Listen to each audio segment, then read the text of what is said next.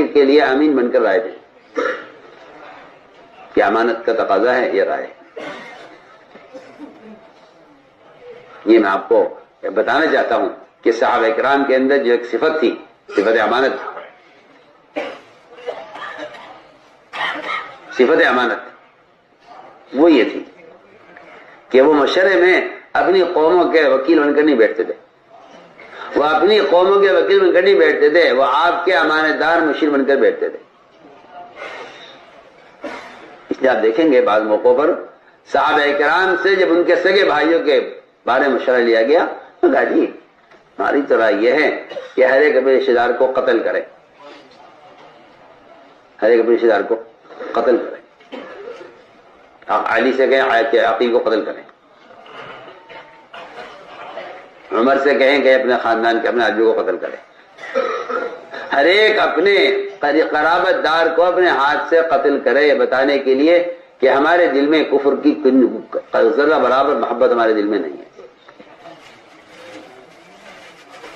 جی ہاں، اللہ تعالیٰ کو یہ فیصلہ پسند نہیں تھا. ہم دیکھیں تو صحیح کہ آپ کے دل میں محمد صلی اللہ علیہ وسلم کی محبت ہے یا ان سے مقابلہ کرنے والوں سے کوئی تعلق آپ کا باقی ہے. تمر کے پاس گیا، تمر نے تو سخت جواب دیا آیا کہ تمہارا پچھلا معاہدہ بھی ختم ہو، کوئی نیا عہد کر لو، اللہ اس کو بھی توڑ دے، ہمارا کوئی گنجائش نہیں. جو فیصلہ اللہ کے نبی کا ہے وہ ہمارا فیصلہ ہے. پھر خیال آیا کہ آپ کی بیٹی سے بس فاطمہ سے ملاقات کریں. ان سے جا کر کہا اگر تم ابا جان سے ہماری بات پہنچا دو ان تک اور ہماری سفارش کر دو تو ہم تمہیں ساری عورتوں کا سردار بنا دیں گے. انہوں نے کہا کہ کیا بات کر رہے ہو ابو سفیان، وہ تو جو اللہ کے نبی کا فیصلہ ہمارا فیصلہ ہے. گھر کی عورتوں سے لے کر بیویوں سے لے کر سب کی ایک بات ہوا کرتی، سب کی ایک بات، یہ فیصلہ ہوا ہے. پھر خیال آیا کہ اپنی بیٹی میں حبیبہ ان سے بات کی جائے، اور ظاہر بات ہے کہ وہ بیوی ہے آپ کی اور آپ کو سمجھائے گی اور قوم کا مسئلہ ہے سامنے پیش کرے گی. ان کے پاس گئے، وہ میں حبیبہ کے پاس پہنچے تو فوراً بیٹھنے لگے آپ کے بستر پر، کیونکہ آپ صلی اللہ علیہ وسلم کا گھرانہ ہے، آپ تشریف لے جاتے حبیبہ کے یہاں. وہ جیسے بیٹھنے لگے تو انہوں نے کہا کہ تو ناپاک ہے، مشرک ہے، یہ پاک بستر آپ صلی اللہ علیہ وسلم کے طور وحی آتی ہے، ابھی ذرا کھڑا رہا. حالانکہ باپ ہے کیا بھی کھڑا رہو. میں نے بستر لپیٹا، آپ کا ایک طرف رکھا، میں بیٹھے چارپائی پر. کیا بات ہے، کیسے آنا ہوا؟ کہ بھائی تمہاری پوری قوم کا مسئلہ ہے، تم اللہ کے نبی سے بات کر لو. انہوں نے صاف صاف جواب دیا، کہا کہ نہیں، جو فیصلہ اللہ کے رسول کا فیصلہ ہمارا. جتنے بھی تعلقات ہو سکتے تھے سارے استعمال کر لیے، لیکن سب کی ایک بات، سب کا ایک. تو میں عرض کر رہا تھا کہ اتنا معتمد عملہ تیار کیا گیا تھا اور اتنا معتمد عملہ مجتمع تھا جس سے حق قائم ہوتا ہے، اس سے حق قائم ہوتا ہے. تو ہم نے عرض کیا کہ اصل چیز یہ ہے کہ عملے کے اندر، عملے میں امانت داری ہو، عملے میں امانت داری ہو، عملے امانت داری ہے کہ وہ حق کی بات کو کی تنفیذ کرنے میں اپنے ذاتی تعلقات کی طرف کوئی توجہ نہ دیں. تو اس طرح حضور اکرم صلی اللہ علیہ وسلم نے آپ کے بہت سے صحابہ کے واقعات اس طرح کے ہیں جن میں صحابہ میں امام قائم کیا ہے. سارے تعلقات کو کاٹ کر ختم کر دینا صرف محمد صلی اللہ علیہ وسلم کے تعلق کو باقی رکھنے کے لیے، اور اس تعلق کو ثابت کرنے کے لیے سارے تعلقات کو منقطع کرنا. تو میں نے عرض کیا کہ عملہ اس طرح عملہ تیار ہوتا ہے، اس طرح ایک مجموعہ ہوتا ہے جی ہاں، جن کے ذریعے سے اللہ رب العزت حق کو قائم کرتے ہیں. اس لیے ہم نے عرض کیا کہ اس راستے میں ناگواریاں پیش آتی ہیں بہت، اور صحابہ فرماتے ہیں ہم نے ساری خیریں ناگواریوں کے اندر پائی، ساری خیریں ناگواری میں پائی. وجدنا خیر فی القرب کہ ہم نے ساری خیریں ناگواری میں پائی. وہ ناگواریاں پیش آتی ہیں حق کی تنفیذ میں، حق کو نافذ کرنے میں ناگواریاں پیش آتی ہیں. اس لیے ہم نے پہلی بات عرض کی ہے کہ سب سے بنیادی صفت صبر ہے. بنیادی صفت صبر ہے کہ ناگواریوں پر آدمی صبر کر لے. تو اللہ تعالیٰ نے مقرر کہا ہے کہ تنگیوں کے ساتھ ناگواریوں کے ساتھ فراخیاں ہیں، اور ناگواریوں کے ساتھ ساری خیریں ناگواریوں کے اندر چھپی ہوئی ہیں. اس لیے عملے کی اجتماعیت بھی اسی صبر کی صفت کے ساتھ ہے کہ عملہ مجتمع رہے گا. عملہ اس سے مجتمع رہے گا کہ صبر کی وجہ سے عملہ مجتمع رہے گا. صبر کی وجہ سے عملہ مجتمع رہے گا. اور اللہ تعالیٰ کی جو مددیں ہیں اور نصرتیں ہیں، اس میں کوئی شک نہیں ہے کہ وہ ساری مددیں اور نصرتیں وہ اجتماعیت کے ساتھ ہیں. وہ اجتماعیت کے ساتھ ہیں. ساری مددیں وہ اجتماعیت کے ساتھ ہیں. اجتماعیت کا یہ پہلا سبب ہے کہ عملہ صبر کرے. اگر عملہ صبر پر نہیں ہے تو مجتمع نہیں رہے گا. عملہ اگر صبر پر نہیں ہے تو عملہ مجتمع نہیں رہے گا. عملے کی اجتماعیت وہ اصل صبر کے ساتھ ہے. مدینہ مرکز بیجاپور.com. عملے کی اجتماعیت صبر کے ساتھ ہے. اور فرمایا کہ یہ سب سے بنیادی چیز ہے صبر. اور یہ صبر فرمایا کہ اس میں جو ناگواریاں پیش آئیں آدمی اس کو اللہ کے لیے برداشت کرتا چلا جائے. لیکن جہاں جذبہ انتقام کا ہوتا ہے،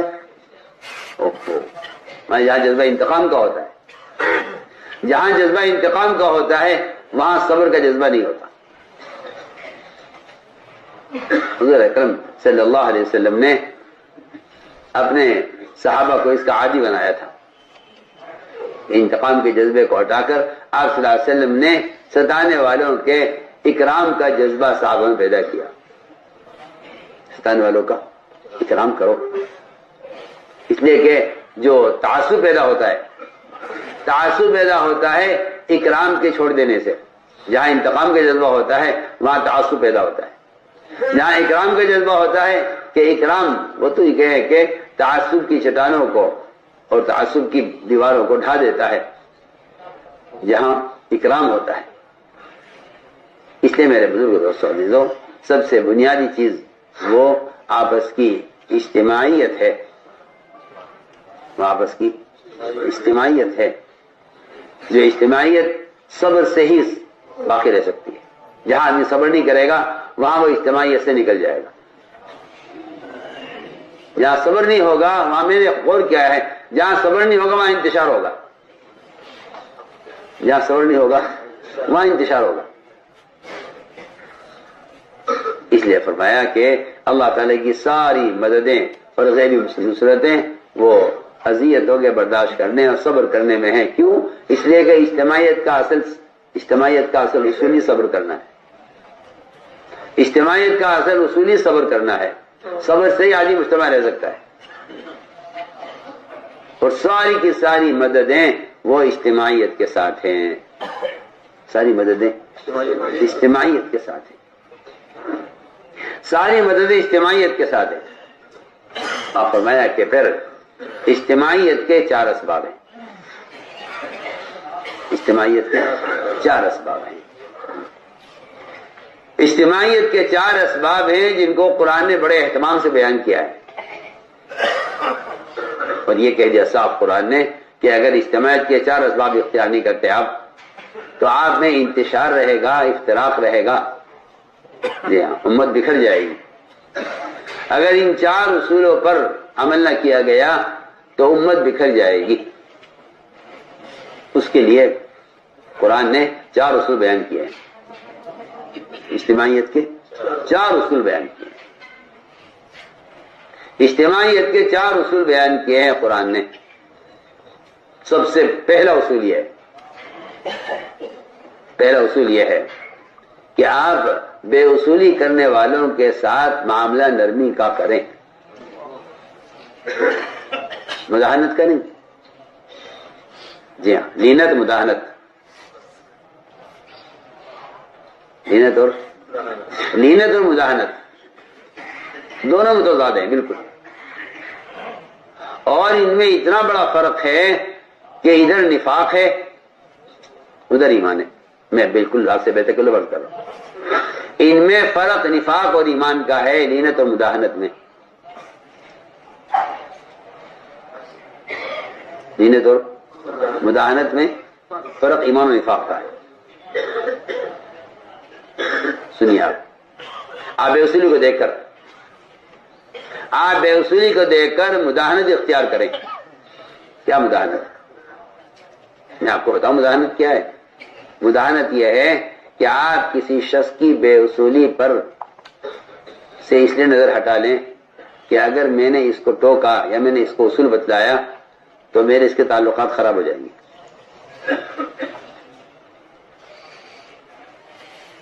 میرے اس کے تعلقات خراب. تعلق اور دوستی بے اصولی پر ٹوکنے یا منکر سے روکنے سے روک دے، یہ مداحنت ہے. یہ مداحنت ہے. تو میں کہ پھر لینت کیا ہے، نرمی کیا ہے؟ نرمی یہ نہیں ہے کہ آپ اصول کے بارے میں ہلکے ہو جائیں، یہ اس کو نرمی نہیں کہتے. آپ اصول کے معاملے میں سخت رہیں. اصول کے معاملے میں سخت ہونا اور اس کی تعلیم دینے میں نرم ہونا. اصول کے بارے میں سخت، اس کی تعلیم دینے میں نرم ہو جائے گی. آپ سے حاصل کی مسجد میں، آپ کی مسجد میں ایک صاحب نے پیشاب کیا اور پیشاب خطا نہیں ہوا بلکہ پیشاب بالعمد ہوا ہے. کیا پیشاب خطا نہیں ہوا کہ جی بیمار تھا کوئی یا کسی کا خطا بیماری ہوتی ہے کہ پیشاب رک نہیں سکتا، ایسا نہیں ہے. یا کوئی سویا ہوا تھا سوتے پیشاب نکل گیا، ایسا بھی نہیں ہے. اس نے پیشاب کے ارادے سے پیشاب کرنا چاہا، اسی لیے صحابہ دوڑے تھے روکنے کے لیے. صاحب فرمایا کہ جب اس نے پیشاب شروع کر دیا ہے تو اسے پیشاب کرنے دو، اس کو پیشاب کرنے دو. یہ نرمی ہے، یہ ہے نرمی. کیسے پیشاب کرنے دو؟ پھر آپ صلی اللہ علیہ وسلم نے ایک ڈول پانی کا وہاں بہایا. کیا فرمایا ایک ڈول پانی کا یہاں بہا دو، مسجد پاک ہو جائے گی. اور اس کو بلا کر سمجھایا، اس کو بلا کر تعلیم دی آپ صلی اللہ علیہ وسلم نے. میں عرض کر رہا تھا کہ بے اصولیاں ہوں گی، بے اصولیاں ہوں گی، کیونکہ میں عرض کرتا ہوں بہت سی بے اصولیاں وہ لوگوں سے بے اصولیاں ہوتی ہیں ناواقفیت کی وجہ سے. بے اصولی ہوتی ہے ناواقفیت کی وجہ سے کہ جی ہمیں تو معلوم ہی نہیں تھا، ہمیں تو معلوم نہیں تھا. بہت سی بے اصولیاں ہوتی ہیں نہ جاننے کی وجہ سے. تو فرمایا کہ اگر بے اصولی ہو جائے تو پھر ہمارا بے اصولی پر اصول کا مذاکرہ ہے، بے اصولی پر مواخذہ نہیں ہے. بے اصولی پر مواخذہ نہیں ہے، مذاکرہ ہے کہ بے اصولی کرنے والے سے اصول کا مذاکرہ کیا جائے، بے اصولی پر مواخذہ نہ کیا جائے. کیونکہ بے اصولیاں ہو جاتی ہیں عوارض کی وجہ سے، رکاوٹ پیش آ گئی. آپ صلی اللہ علیہ وسلم نے جماعت روانہ فرمائی، فرمایا کہ تمہیں عصر پڑھنی ہے بنو قریظہ پہنچ کر. عصر پڑھنی ہے بنو قریظہ. راستے میں غروب ہونے لگا، عصر کا وقت تنگ ہو گیا. راستے میں غروب ہونے لگا، عصر کا وقت تنگ ہو گیا. آدھی جماعت نے عصر پڑھی، آدھی نہیں پڑھی. ہمیں تو حکم ہے بنو قریظہ جا کے پڑھنے کا، ہم تو وہی جا کے پڑھیں گے چاہے قضا ہو جائے. آدھی جماعت نے عصر کی نماز پڑھ لی کہ قضا ہو رہی تھی. انہوں نے کہا جی اللہ کے نبی کا حکم کا مطلب یہ تھا کہ جلدی جلدی جلدی کرنا پہنچنے میں. آدھی ناصر پڑھی آدھی نہیں پڑھی. روایت کے اندر ہے لم یعنی رسول اللہ صلی اللہ علیہ وسلم، آپ صلی اللہ علیہ وسلم نے اس پر کوئی سختی یا کوئی نکیر یا کوئی ڈانٹ ٹپٹ نہیں فرمائی. کیونکہ ایک اجتہادی غلطی ہوئی ہے. ان کو بھی چاہیے تھا کہ نماز پڑھ لیتے، لیکن انہوں نے یہ سوچ کر کہ اللہ کے نبی کا حکم وہاں پڑھنے کا تو وہاں پڑھیں گے. تو میں نے عرض کیا کہ بے اصولیاں ہو جاتی ہیں کبھی ناواقفیت ادانی کی وجہ سے.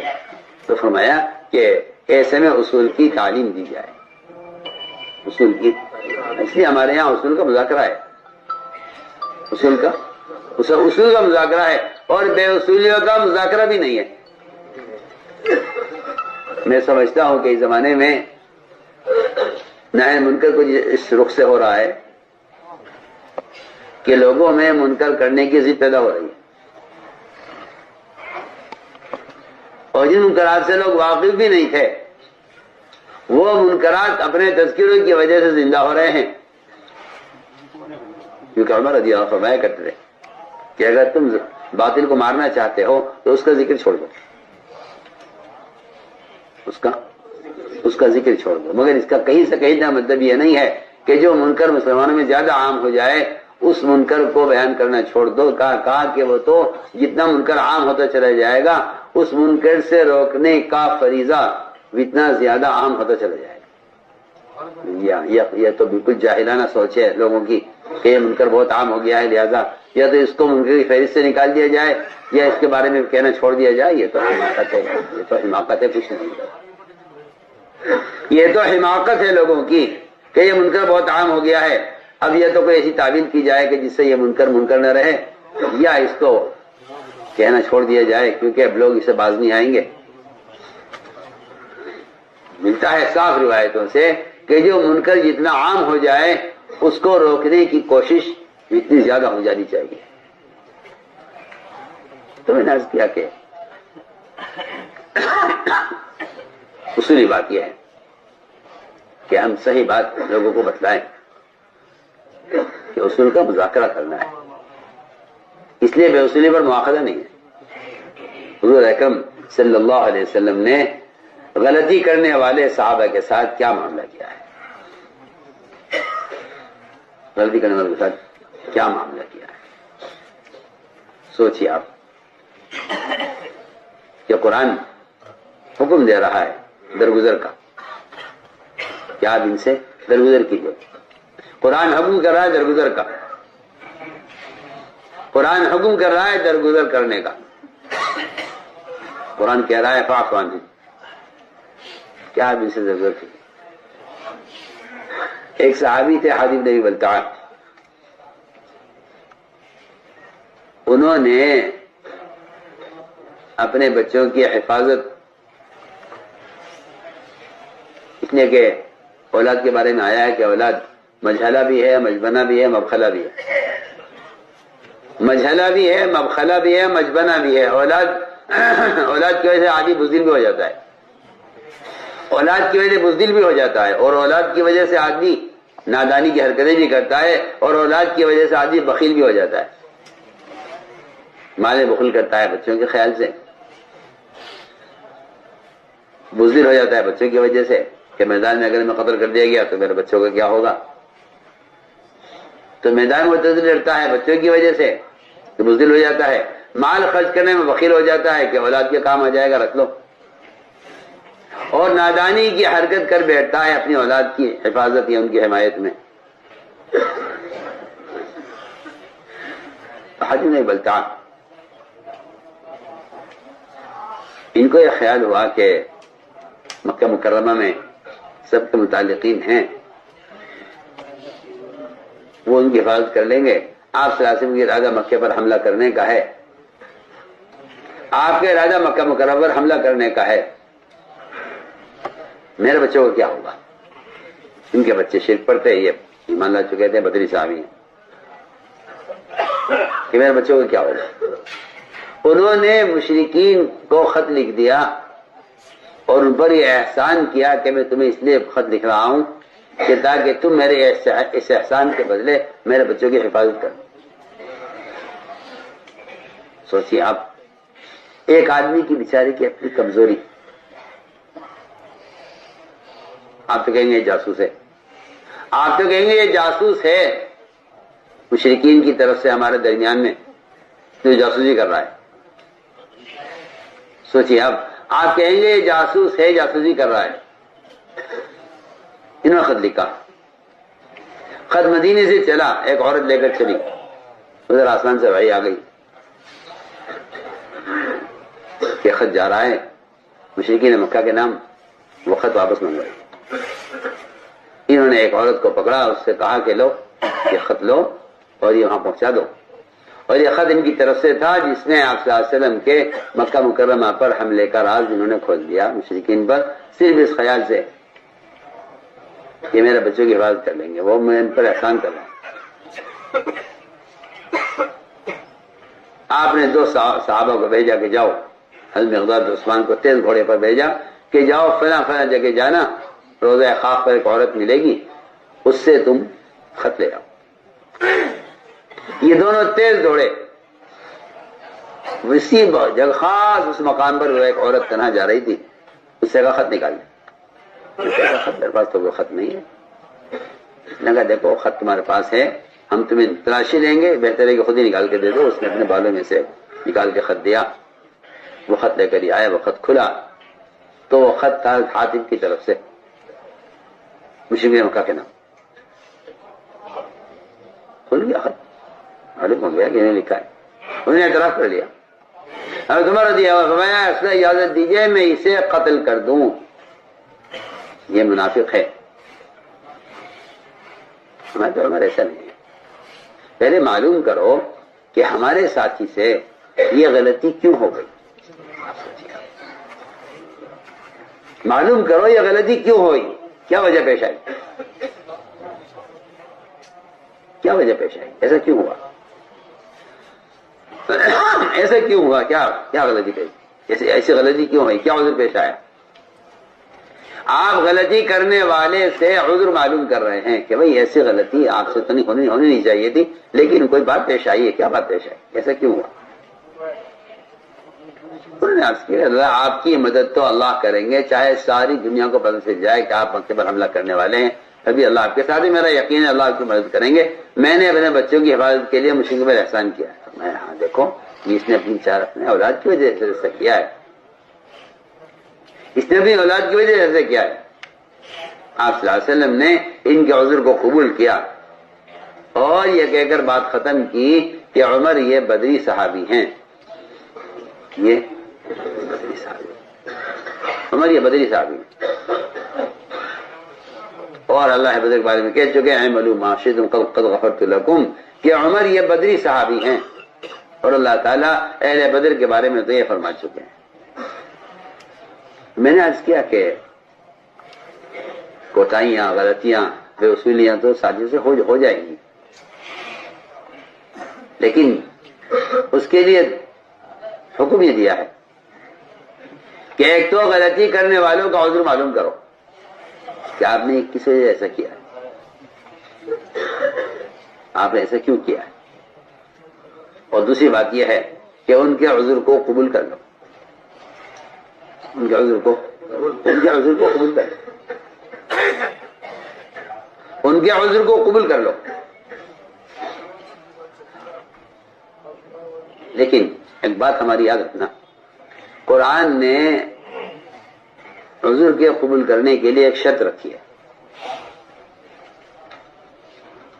قرآن نے، یہ بہت ضروری بات ہے، قرآن نے عذر کے قبول کرنے کے لیے ایک شرط رکھی ہے کہ غلطی کرنے والا شخص وہ اپنی غلطی کا معترف ہو.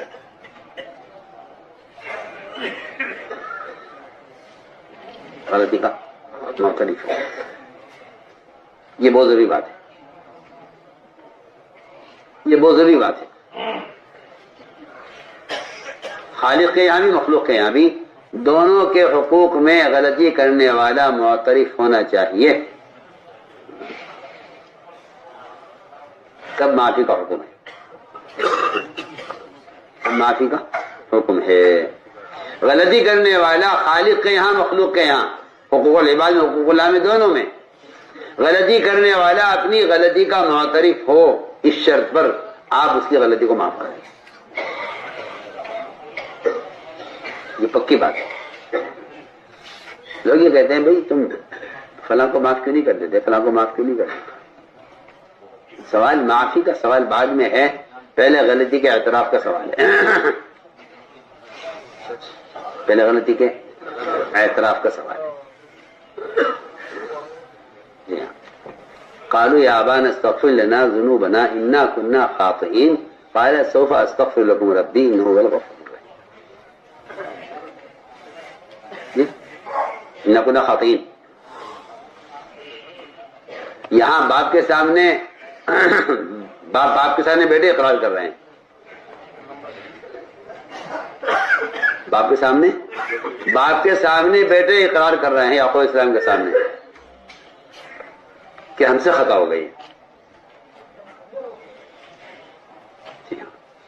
اور وہاں بھائی کے سامنے، سارے بھائی کے سامنے سے اپنی غلطی کا اعتراف کر رہے ہیں۔ لقد آثرک اللہ علینا وَإِن كُنَّا لَخَاطِئِينَ، ہم تو آپ نے کو اللہ نے آپ کو آگے بڑھا دیا ہے، اللہ نے آپ کو ترجیح دی ہے ہم پر، ہم سے غلطی ہوئی ہے، ہم سے غلطی ہوئی ہے۔ جی ہاں، تو لا تثریب علیکم اليوم کے لیے شرط یہ ہے کہ آپ پہلے اس کا اقرار کریں کہ آپ سے غلطی ہوئی۔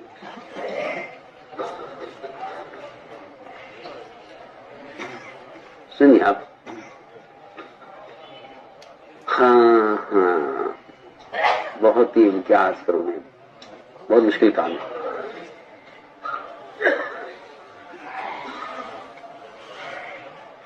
ایک صحابی تھے خالد بن سعید، انہوں نے ابوبکر صدیق رضی اللہ عنہ کی خلافت سے اختلاف کیا، انہوں نے کہا کہ ان کی عمارت تو ایسی طے ہو گئی اچانک۔ سنیے آپ، 1 سال تک مدینہ نہیں آئے، پھرتے رہے ادھر ادھر، اور لوگ کہتے تھے لوگوں سے کہ نہیں جی یہ عمارت تو یہ طے ہو گئی اچانک، اس کا کوئی مشورہ نہیں ہوا، اس کا کوئی یہ نہیں ہوا۔ 1 سال کے بعد خیال آیا کہ نہیں مجھ سے غلطی ہوئی ہے اور مجھے جانا چاہیے مدینہ منورہ اور اپنے مرکزی مقام سے جڑنا چاہیے۔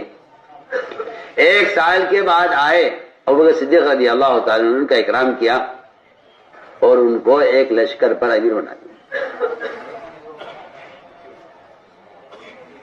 لشکر پر امیر بنا دیا، حکم دیا کہ جاؤ ان کے دروازے پر، ان کے گھر کے دروازے پر جھنڈا گاڑ دو تاکہ اعلان ہو جائے کہ یہ جماعت کے امیر ہیں خالد بن سعید۔ مشہور ہو گیا، مدینے میں اعلان ہو گیا کہ لشکر کا امیر ان کو بنا دیا گیا ہے، حالانکہ 1 سال کے بعد آئے ہیں، اور 1 سال کے بعد انہوں نے ابو صدیق کی عمارت سے اتفاق کیا ہے، آتے ہی ان کو امیر بنا دیا، ابو صدیق نے ان کا اکرام کیا۔ حضرت کو پتہ چلا کہ ان کو امیر بنا دیا گیا تو حضرت عمر آیا ابو صدیق کے پاس، آ کر کہا کہ مومنین آپ ان سے عمارت واپس لیجیے۔ میں آپ کو بہت ہی اصول کی بات کرتا ہوں، کیونکہ عمر رضی اللہ تعالیٰ عنہ وہ اصول کے معاملے میں ایسے ملہم تھے کہ بعض مواقع پر تو عمر رضی اللہ تعالیٰ عنہ آپ صلی اللہ علیہ وسلم کے سامنے بھی رائے پیش کرنے میں جھجکتے نہیں تھے کہ اصل آپ کا جو فیصلہ سر آنکھوں پر لیکن رائے ہے۔ ابوبکر صدیق کے سامنے تو صاحب کہتے تھے کہ آپ کا فیصلہ جو ہوگا وہ ہوگا لیکن رائے یہ ہے، ابوبکر صدیق فرمایا کرتے تھے کہ امیر تو ہمارے بعد میری باننی ہے۔ وہ عمر کو عمارت تک کا درجہ دے دیا کرتے تھے ان کی صرف اصابت رائے کی وجہ سے، دیکھیں اصابت رائے میں جرأت بھی تو چاہیے نا، کیا چاہیے؟ جرأت بھی چاہیے۔ مدینہ مرکز بیجاپور.com کی بات یہ ہے، تو لوگوں نے فرمایا عمر میں تو ان کو امیر بنا چکا ہوں، سب کو پتہ چل گیا ہے، ان کا میں نے اکرام کیا ہے۔ تو انہوں نے یہ کہا کہ ایک آدمی 1 سال سے یہاں نہیں آیا، اب آتے آپ اسے امیر بنا دیں۔ جی میں کہتا ہوں آپ سے، بہت سے لوگ ایسے ہیں जो काम से बैठ गए फिर कहीं और चले गए, फिर किसी मुल्क में चले गए, फिर वहां से आते ही कि भाई लाओ जी हमें भी इमारत में हमारा भी हिस्सा लगाओ। जी हाँ, इस जमाने में लोगों के जहनों में इमारत एक कुर्बानी का बड़ा जानवर है जिसमें 6-7 आदमी शरीक हो जाए।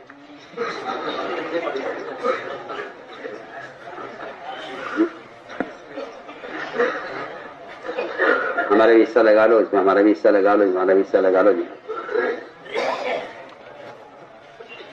7 हिस्से का एक बड़ा जानवर, और इतने मुसिर है इस पर, इतने मुसिर है इस पर, और समझते हैं कि ये इज्तिमाइयत का इस जमाने हालात के एतबार से इज्तिमाइयत का ये एक रास्ता है। जी हाँ, कि इस इमारत के ऊंट में 7 आदमी शरीक हो जाए।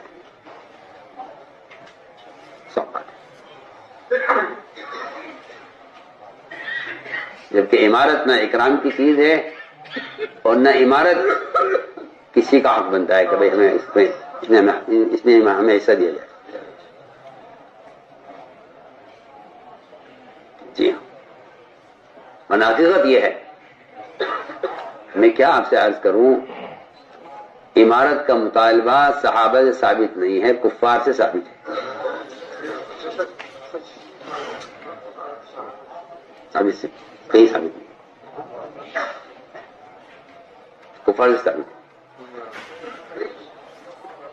कुफ्फार से साबित है। कई वाक़यात हैं सीरत में ये जिसने काफिर ने इमारत का, और काफिर ने तो नबूवत तक का मुतालबा किया है, या जो नजवर ईमान नहीं ला रहे हैं वो नबूवत का मुतालबा कर रहे हैं। जी हाँ, पढ़िए आप सीरत पढ़िए, पता चलेगा आपको। तो मैंने अर्ज किया कि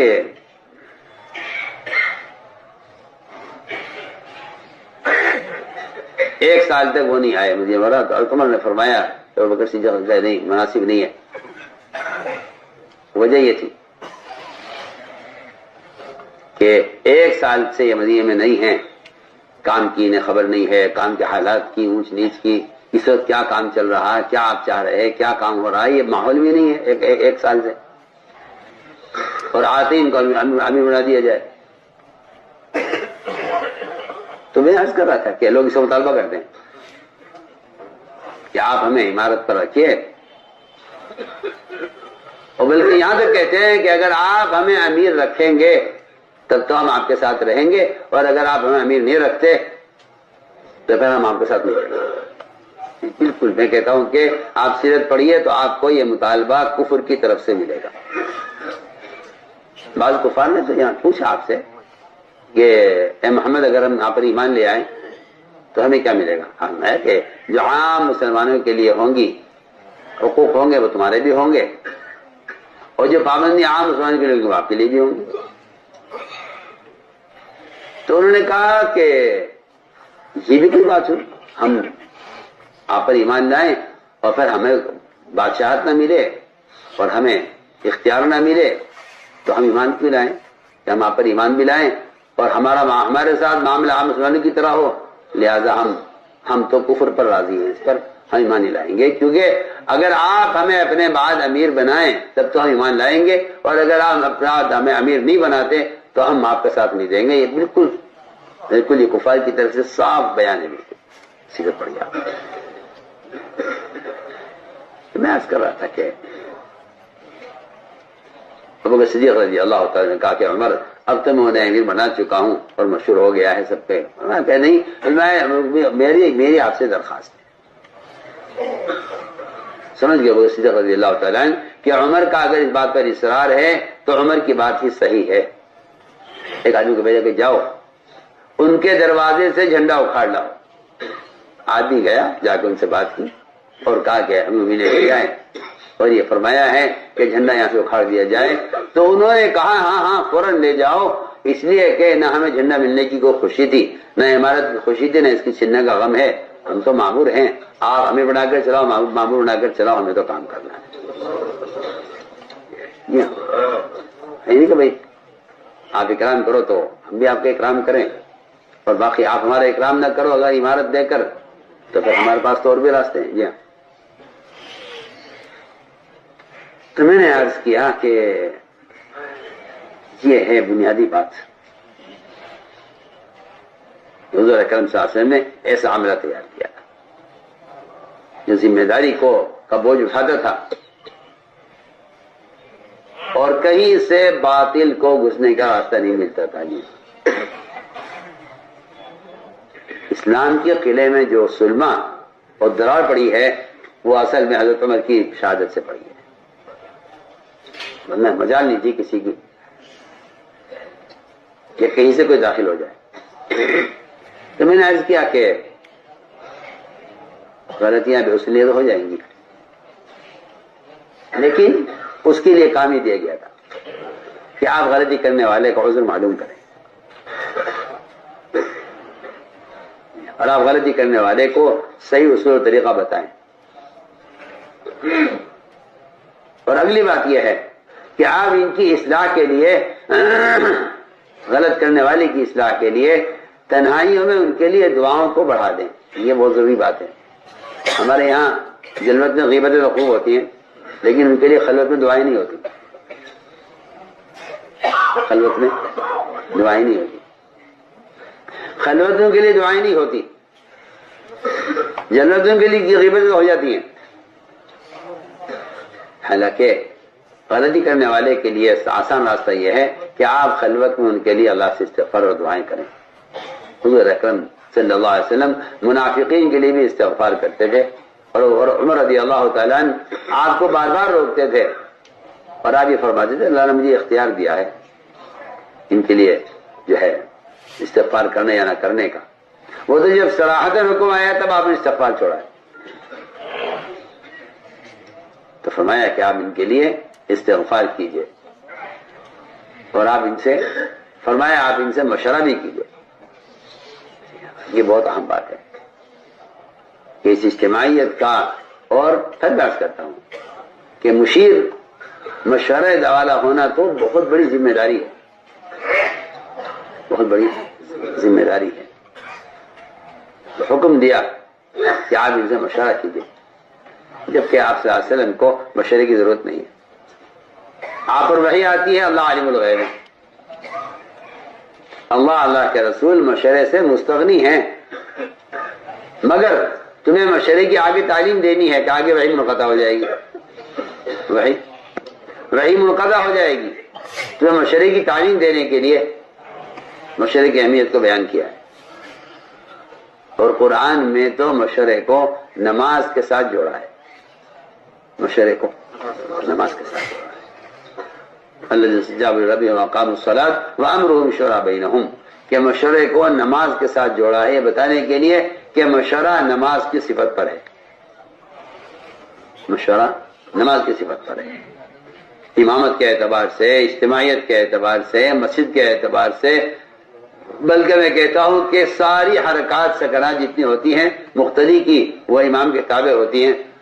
اس اعتبار سے مشورے کو نماز کے ساتھ جوڑا گیا ہے کہ اسلام میں نماز سے بڑا کوئی رکن نہیں ہے اور اس دعوت کے میدان میں مشورے سے بڑا کوئی عمل نہیں ہے. وہ دو موقع امت کی اجتماعیت کے ہیں، دو موقع امت کی اجتماعیت کا مظہر ہیں، دعوت میں مشورہ، عبادت میں نماز. دعوت میں مشورہ.